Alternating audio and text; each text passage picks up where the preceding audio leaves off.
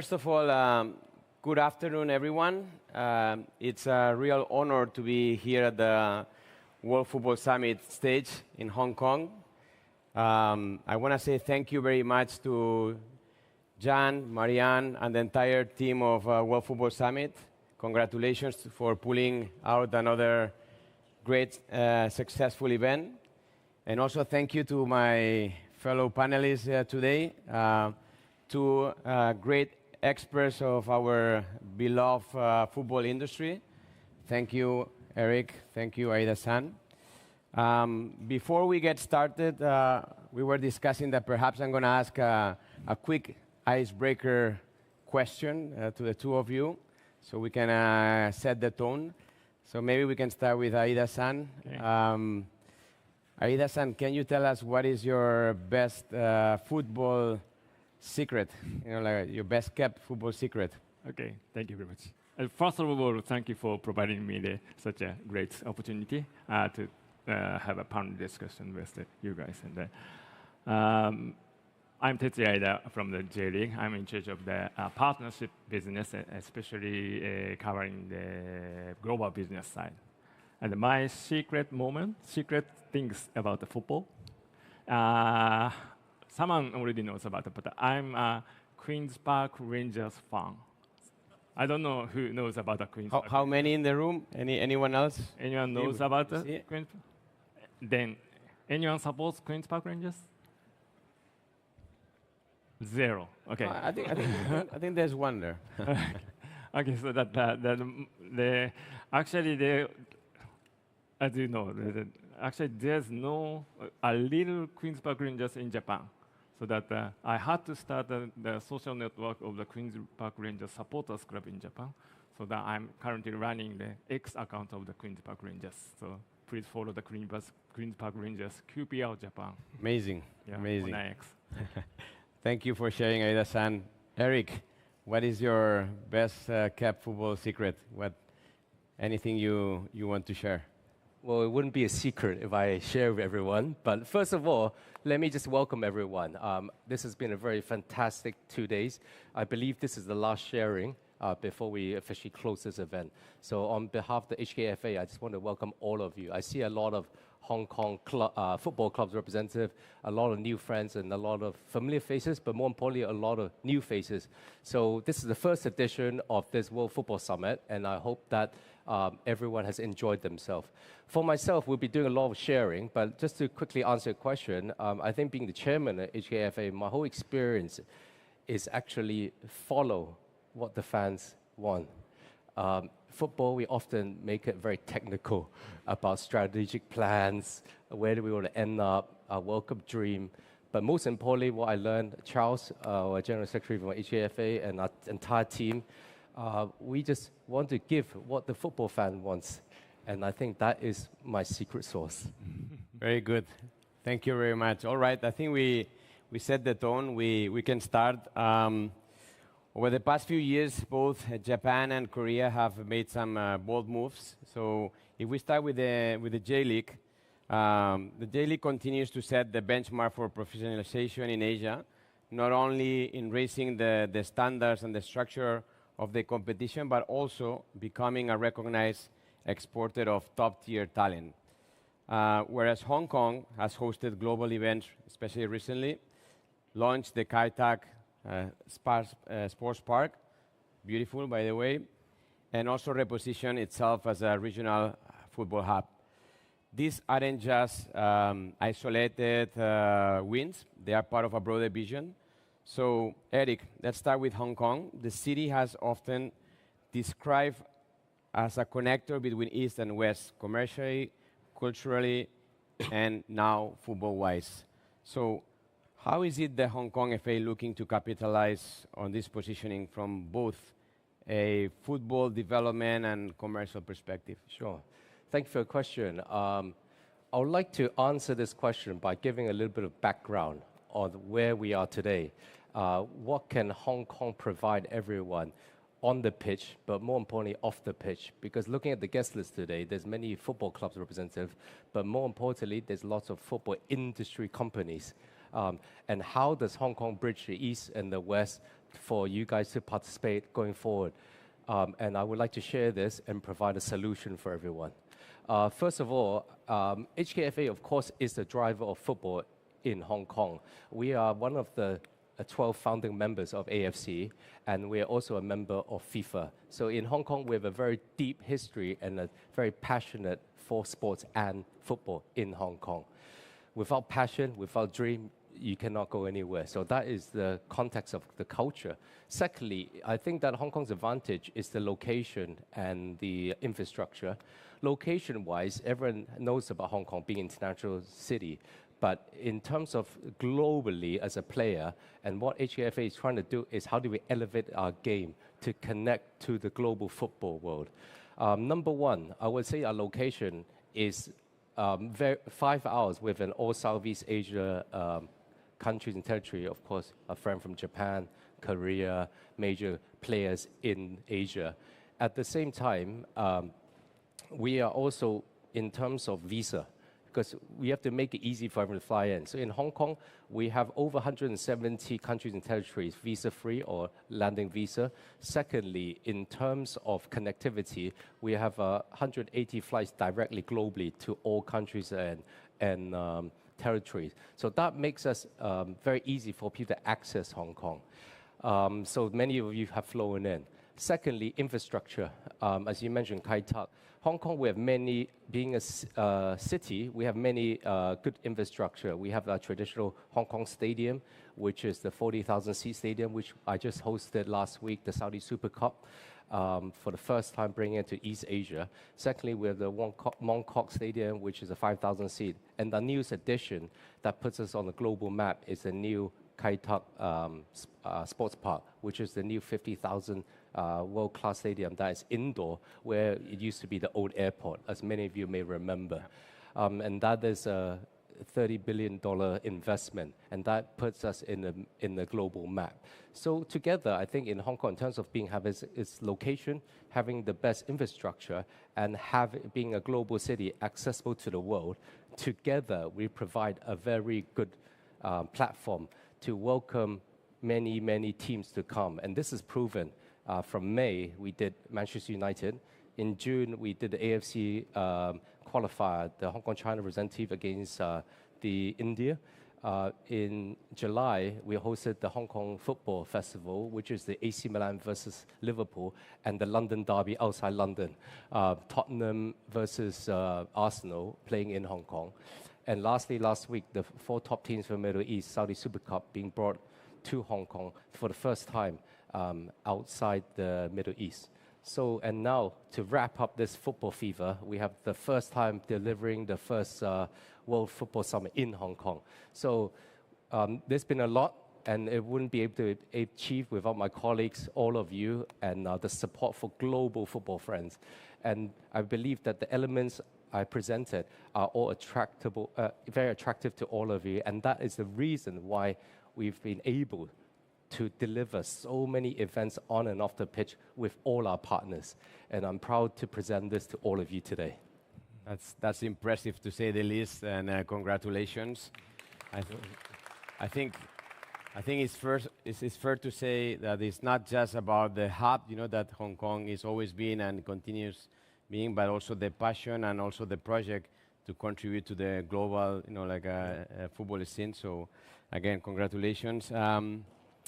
Aida-san, turning to Japan now. The J.League has long been a model for professionalization in Asia. What lessons can Hong Kong and Southeast Asia learn from Japan's approach to long-term football planning? I think that the most important thing is the kind of the way of the club management and also the club operation. Because that compared with the European leagues, they have a hundreds history, but we J.League launched about 30 years ago from the scratch. So that we established the league, professional league, from almost scratch. So that we know how we manage the new clubs and the incoming clubs, and we know how to operate each matches appropriately. So that those kind of the experience is that is not European League have. So we like to maybe have a kind of a knowledge sharing way with the Hong Kong Professional League and Very also good. the Southeast Asian League. That is our strong point, I believe. And you just have added the WE-League, on top of that, the Okay. first professional women's Women's league, like into the picture. So, congratulations. Well, it's clear that when it comes to planning, it's tough to beat the Japanese, and I know for experience, been working in a Japanese agency in the past.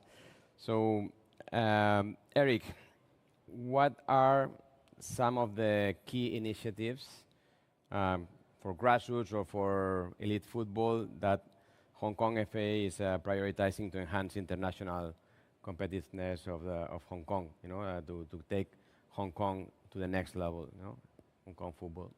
Well, today we're here to learn from each other and exchange ideas and say together, how do we enhance the beautiful game? For Hong Kong, I think we have many strategic goals, but we have two main highlights.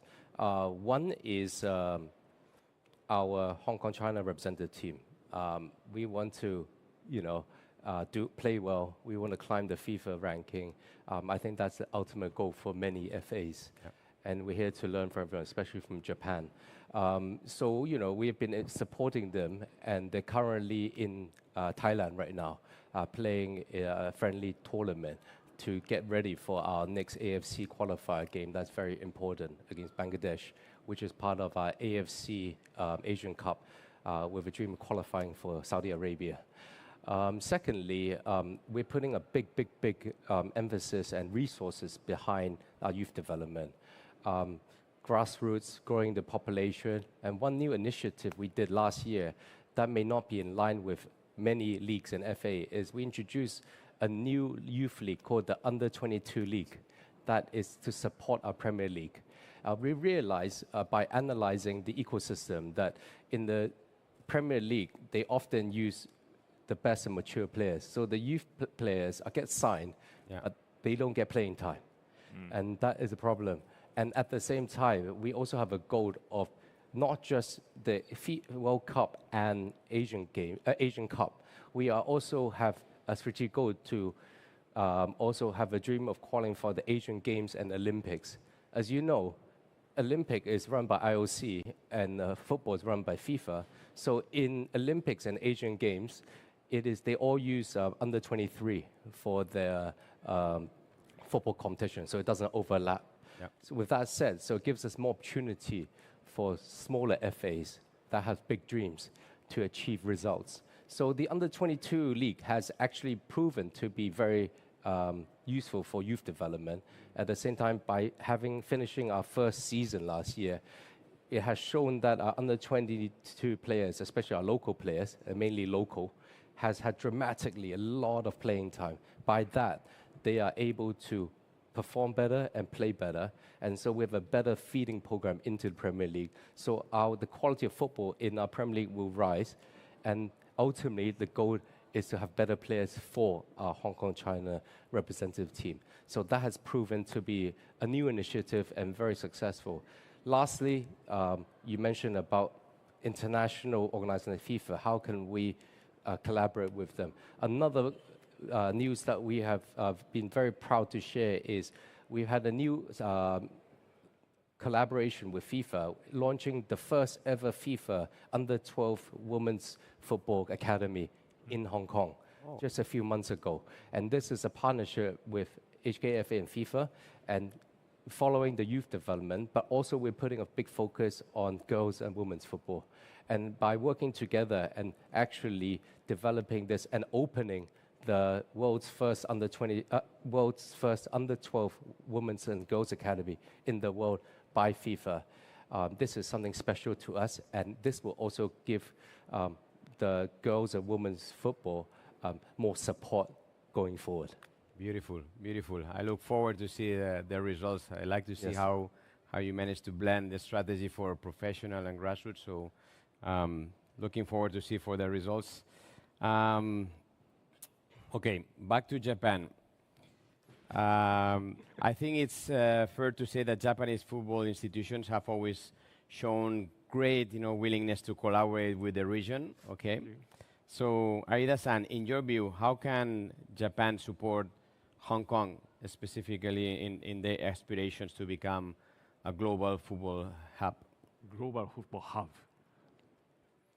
It's it's quite difficult to say, but yes, that our role is maybe lead the Asian football to become a world level, global level, and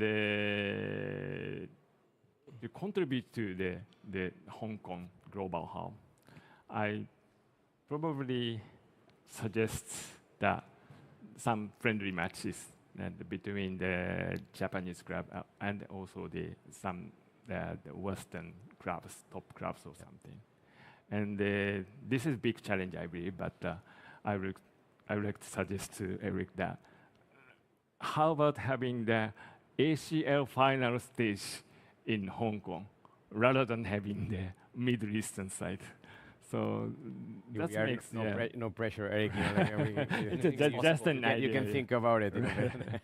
But it's just an idea. But it's elevated maybe awareness and the popularity in East Asia sides to become more bigger and bigger in the football world. So that's great. Well, it's as I said, it's always been very clear that Japan had always this willingness to support. Yes. Especially the different FAs and domestic leagues in the region. So it's good to see that this remains and any additional idea that helps continue moving in that direction. I think is always good. Aida-san, let me continue with you. How do you balance commercial growth and globalization? I know you like this question. With preserving, especially trying to preserve the local entity. We know how Japanese, is always a lot about, like a tradition, keep the tradition.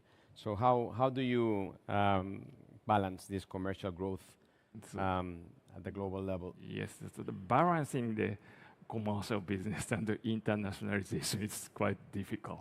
Yeah, so that I'd like to explain that what we do in the commercial side and what we do in the globalization side. So that as for the commercial side, so the increasing the fan base is still the important way. And we have a lot of things to do in local area in Japan. What we invest in is that we invest in the local TV program to increase the awareness and the popularity and also the increase the fan bases in local area. Yeah, so we believe which creates a more revenue to the in local clubs. So elevating the popularity of the in local area is quite important for us. That is our basic commercial strategy. And as for the internationalization, so yeah, it's also important to create a fan base in the internationally. But at this moment, we are concentrated on the more football side at this moment. So we have to win the ACL, and we like to participate in the Club World Cup continuously. And at the end, we'd like to win the Club World Cup. So that's also the good for the global people to know about the J.League. Okay. And how. So we're running a lot from the European side still. And we just launched the J.League International Office in London. For collecting the information about the head coach and the information about the players, whether our Japanese good talented player is maybe was sold appropriately fee of the players in the players' value. So we are collecting that information. So. Okay, thanks for sharing. I think we've been working with some of your colleagues in the newly opened London office. I've got to learn a little bit on your plans and try on how you're trying to expand, your brand also in Europe. Yeah. So again, it's always good to see like how you still manage to do it in keeping your Japanese fashion in the way of doing it. So okay, back to you, Eric. Last one for you. I think we are running almost about time. So in the recent years, Hong Kong has hosted major events, like you said, especially the Premier League Asia Trophy and some of the club friendlies. How important is event-led strategy for the Hong Kong FA? You mentioned before that it's part of your strategy, but is that also something that you see as a strong, helps for the strong positioning of the Hong Kong in the global scene for football in particular, or you think that is just an addition to the overall strategy of the FA? It's part of our strategy. I think that these events are great. It puts Hong Kong on the global map.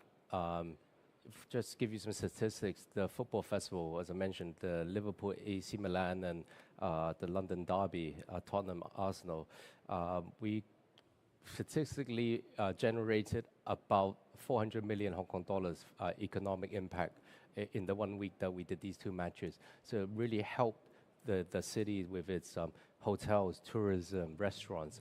And I think right now, with the global world, everywhere is looking for events or ways to stimulate economic impact, and that's important. Secondly, football, we often talk about, we have to make it sustainable. We have these great events, but at the same time, how does it contribute to our local clubs, our local leagues? And how do you translate it? And one word that we always talk about is sustainability. How do we, as FA, support the clubs? How do we make them have a sustainable path so that they can have developed their so-called roadmap? And one word I would say is, next is how do we help clubs, people sitting in this room, many of the global sports company, commercialize sports. And that is the next wave that we will be looking at. Because yes, Hong Kong is a city, but you got to understand, other than our infrastructure for hosting games and also our location, one thing I would like to share is sports needs to be commercialized, so you have resources to invest in the clubs and players. And that is a very important point. If not, it cannot grow. You may have a dream, but you will not reach there. And the way I look at it is that Hong Kong, number one, we can commercialize sports because, number one, Hong Kong is a financial center. We are the number one IPO market in the world. So the base itself has many institutes to commercialize sports. Secondly, everyone is looking at major market. And I would say today, proud to say that I think the Chinese market is a very big market. But how does people access the Chinese market? How do you actually go in? Who do you work with? You're looking for a partner through the summit. HKFA is a platform for all of you. The way I look at it is by commercializing it, I think the Hong Kong's advantage is we have the gateway to China. And the gateway to China is very big. And what we often talk about is the Greater Bay Area.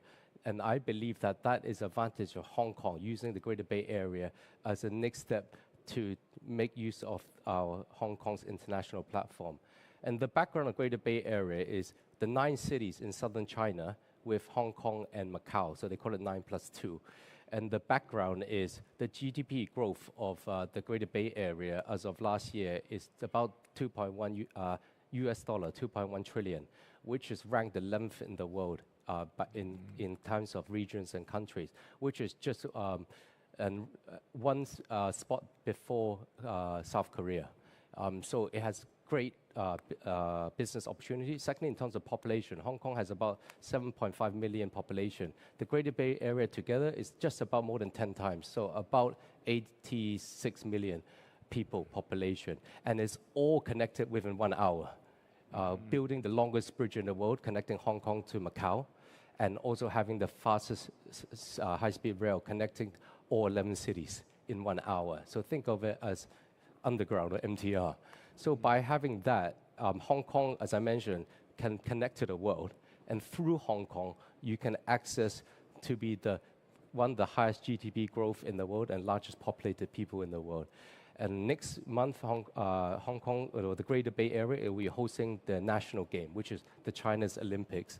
And by having that, going forward, I believe sports will play a big role in GBA going forward. And with that said, I think that it is very exciting because our friend from Japan, there's many Bay Areas in the world. There's the so-called everyone in Silicon Valley Bay Area that's mainly in tech.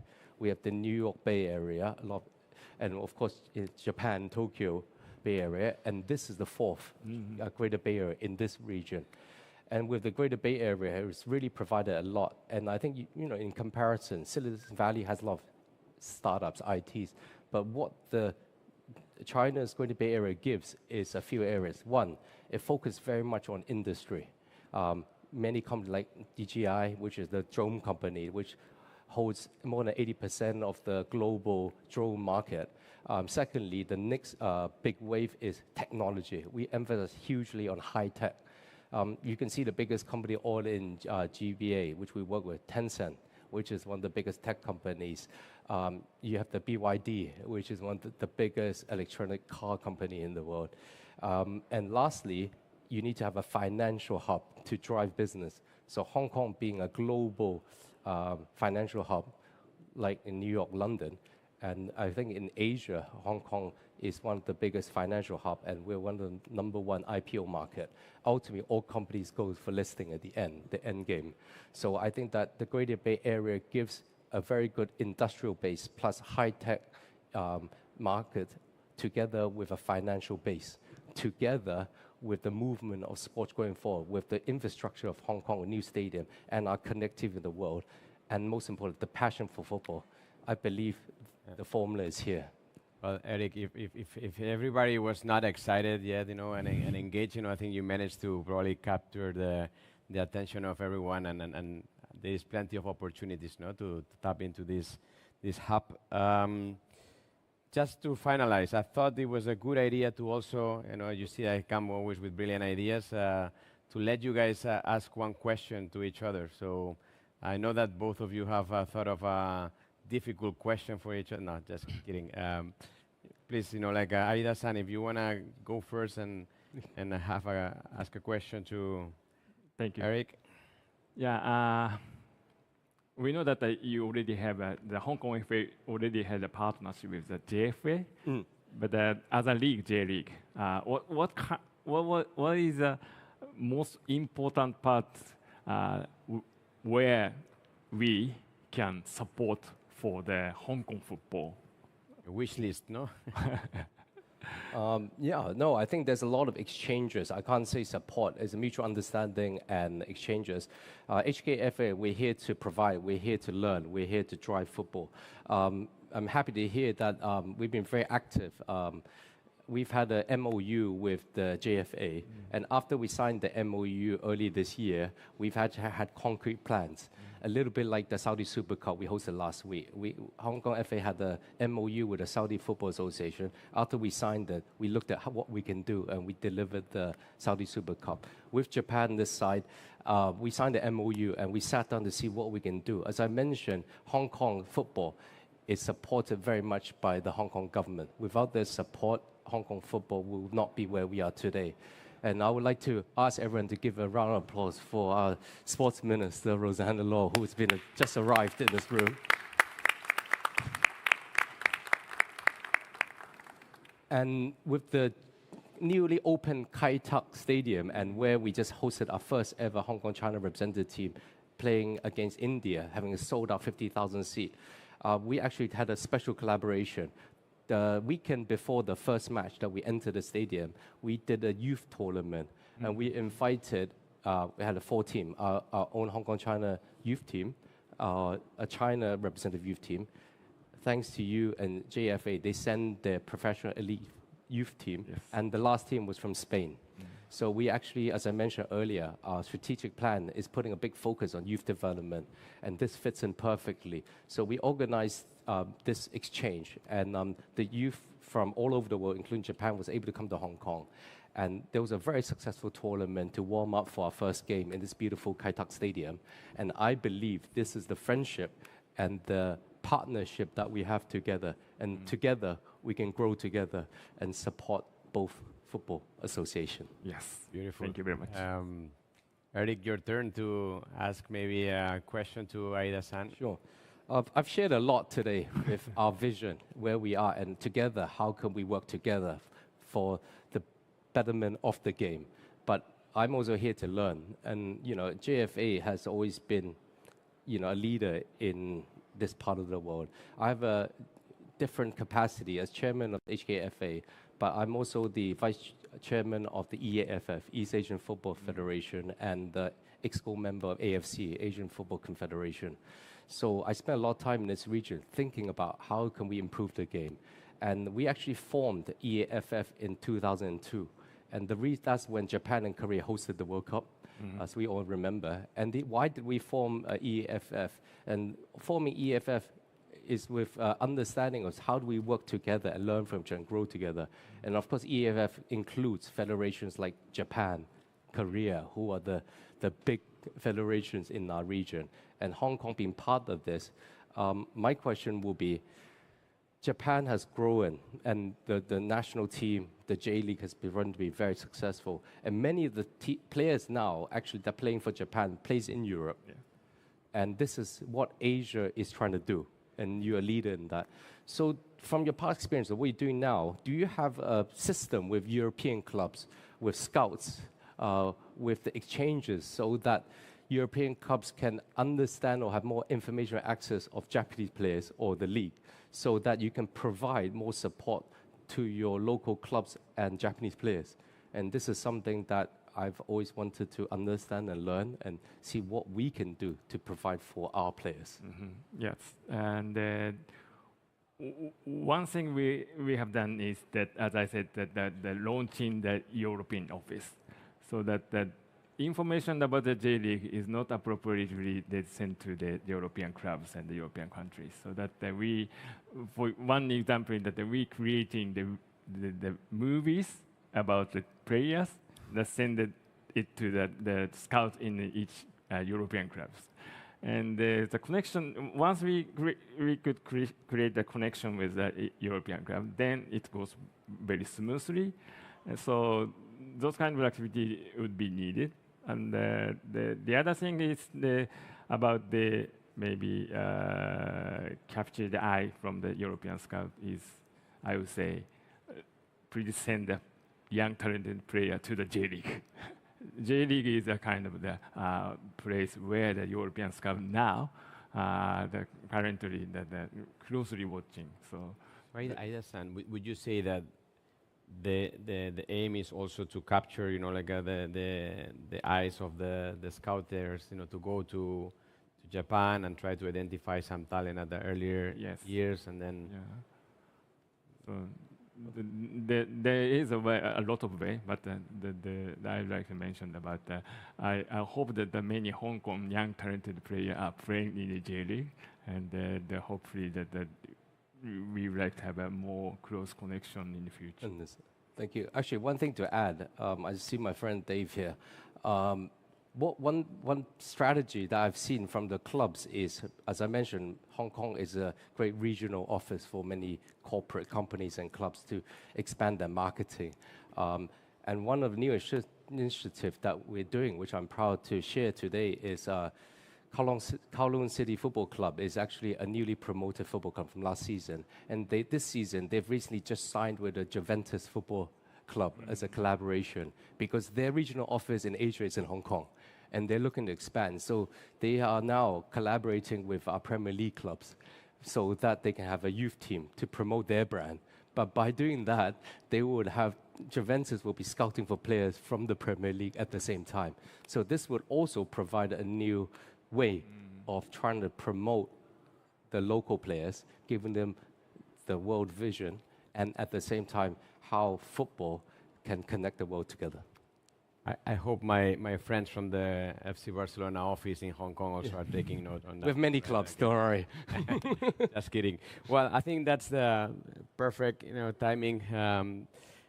We just overrun, so we have 5 minutes overrun the time that was given to us. So I wanted to say thank you very much for such insightful discussion and to share with us all your plans, especially in Hong Kong, and how you're making an effort to become a key player in the development of the football ecosystem, especially in this part of the world. So thank you very much, Eric. Aida-san, also thank you very much for sharing your insights, and good to be together in another panel. It's been a while since the last time. So again, really appreciate the time. Thank you everybody for your time. I hope you enjoy the session, and we look forward to see you all hopefully here next year in Hong Kong. So again, thank you very much. Thank you very much. Thank you very much.